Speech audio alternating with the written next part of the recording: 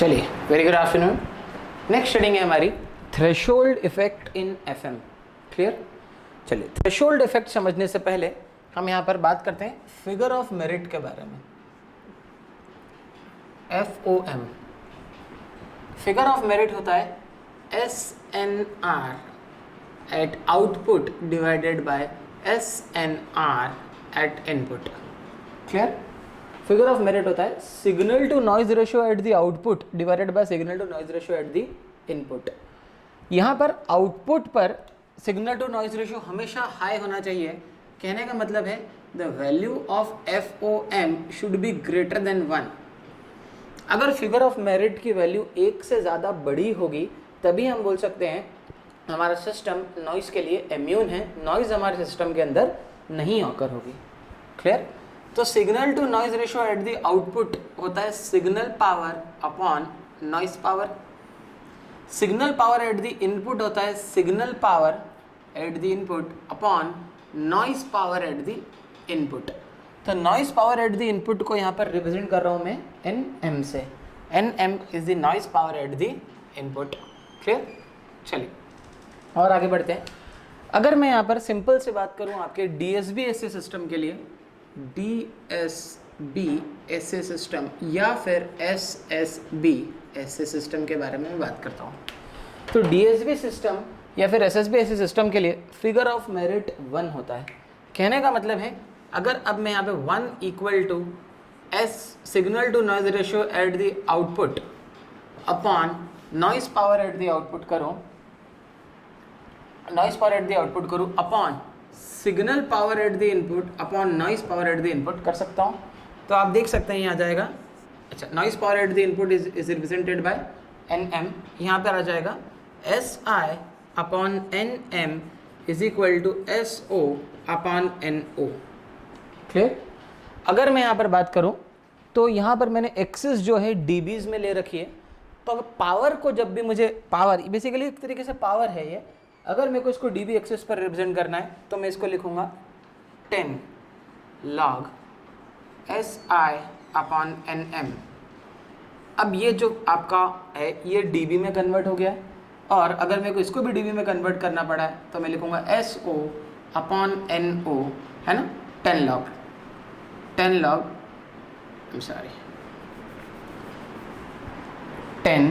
log SO upon NO, 10 log 10 SO। तो ये भी आपका dB में कन्वर्ट हो गया है।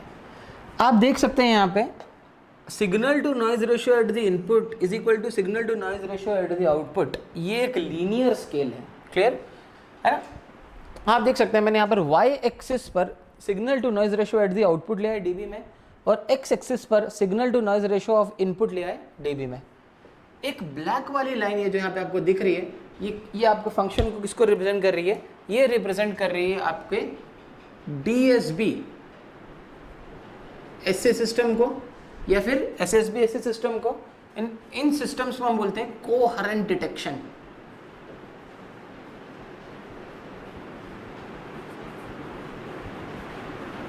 है ना, कोहेरेंट डिटेक्शन की मदद से हम इन सिस्टम को रिजॉल्व करते हैं। तो signal to noise ratio at the output, signal to noise ratio at the input जो है वो बेसिकली एक लीनियर होता है हमारे DSB-SC सिस्टम्स के लिए या फिर AM सिस्टम्स के लिए। क्लियर? अब मैं बात करने जा रहा हूँ FM सिस्टम के बारे में। अगर FM के लिए अगर मैं बात करूँ तो signal to noise ratio of FM होता है आपका 3/2 इंटू बीटा स्क्वायर।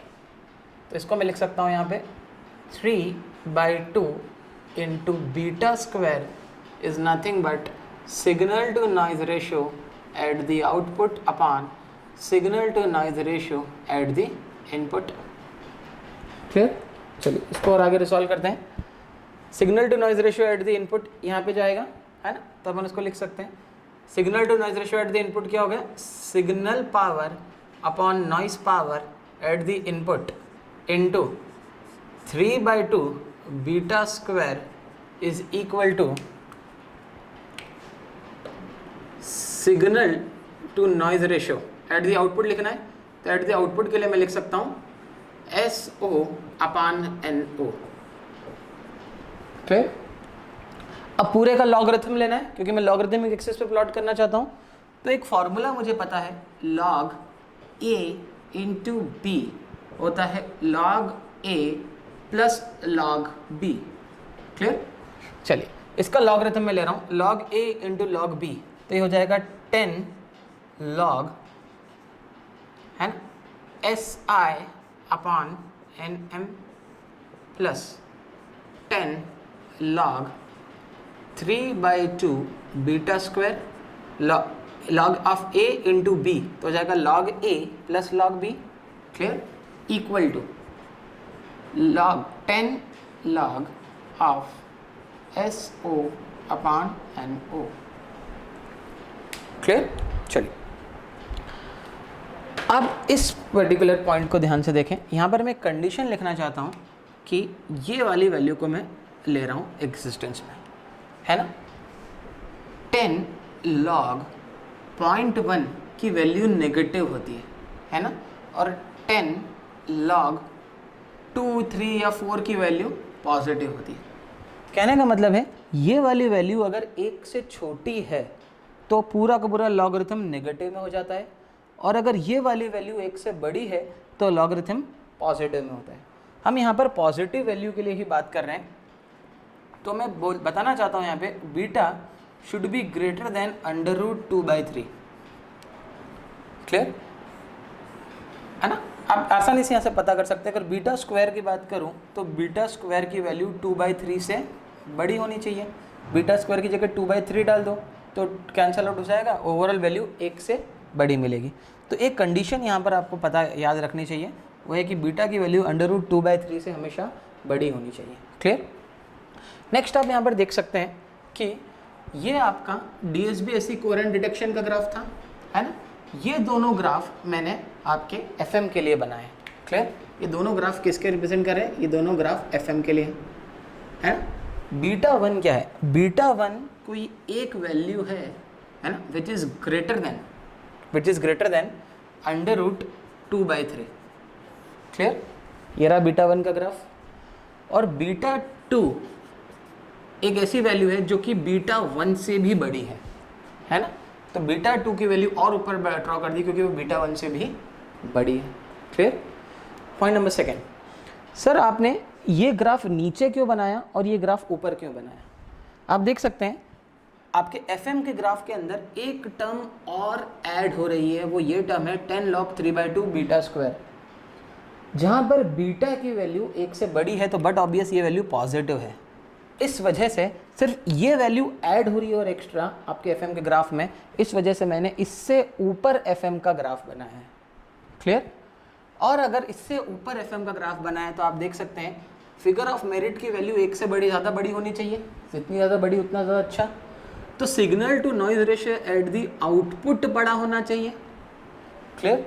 तो आप देख सकते हैं FM के केस में signal to noise ratio at the output ज़्यादा बड़ा मिलता है as compare to coherent detection. तो FM का एक एडवांटेज है कि FM नॉइज़ को लेके ज़्यादा इम्यून है, क्योंकि आपका देख सकते हैं क्योंकि आपके FM का ग्राफ और ऊपर बनता है as compare to your linear coherent modulation technique. पर इसकी कॉस्ट हमको पे करनी पड़ती है ज़्यादा बैंडविड्थ देके। FM ज़्यादा इम्यून है नॉइज़ को लेके, है ना, नॉइज़ इंटरफेरेंस कम होता है, पर साथ ही साथ इसकी बैंडविड्थ क्या होती है? ज़्यादा होती है। क्लियर? चलिए नेक्स्ट पॉइंट, हमको इसकी थ्रेशोल्ड वैल्यू डिसाइड करनी है। तो आप देख सकते हैं जैसे मैं सिग्नल टू नॉइज रेशियो की वैल्यू रिड्यूस करता जा रहा हूँ, एक पॉइंट ऐसा आएगा बीटा 2 में भी और एक पॉइंट ऐसा आएगा बीटा 1 में भी, है ना, जहाँ पर सडनली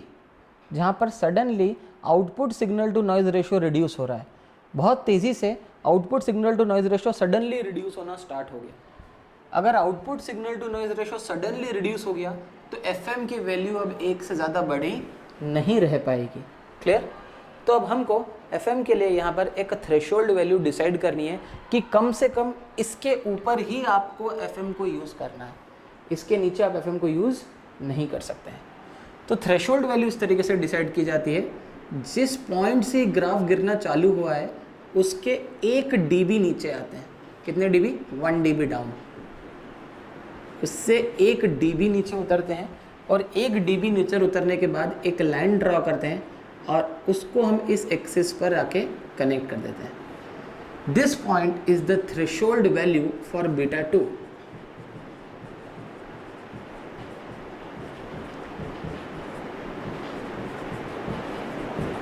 क्लियर? सिमिलरली आप बीटा 1 के बारे में बात कर सकते हैं। इस पॉइंट से ग्राफ गिरना स्टार्ट हो रहा है तो आप इस पॉइंट से 1 dB नीचे उतरेंगे और फिर आप यहाँ से लाइन ड्रॉ कर देंगे।